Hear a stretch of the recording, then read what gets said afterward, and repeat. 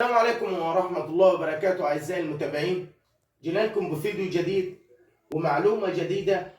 وأصبحت دلوقتي ظاهرة منتشرة إن ممكن بعض الموكلين إلا من رحم ربي بيتدخل في شغل المحامي ويقعد يسأل هنا ويسأل هنا، وممكن واحد يديله معلومة مغلوطة، وممكن اللي ادالك المعلومة آسف ما يكونش هو ملم بالمعلومة كاملة، ولكن هو عارف إن أنت جاي تسأل وهتمشي، فبيقول لك أي معلومة والسلام، خصوصا لو إنه هو عارف إن أنت مثلا موكل عند الأستاذ فلان وأنت جاي لي، يبقى أنت جاي تسأل على حاجة معينة. النهارده بيسألونا التخفيف. المادة 17 بتقول إن التخفيف ده يحط للقاضي ينزل بدرجة من درجات العقوبة، مش ينزل درجتين ثلاثة، بيخفف تخفيف بسيط اللي هو التخفيف البسيط.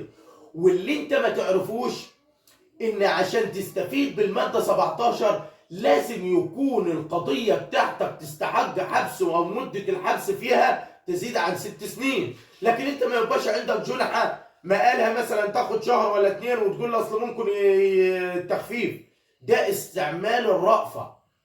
لكن المادة 17 بتقول إن لو القضية أقل مدة الحبس فيها أقل من 6 سنين أنت مش هتستفيد من المادة 17.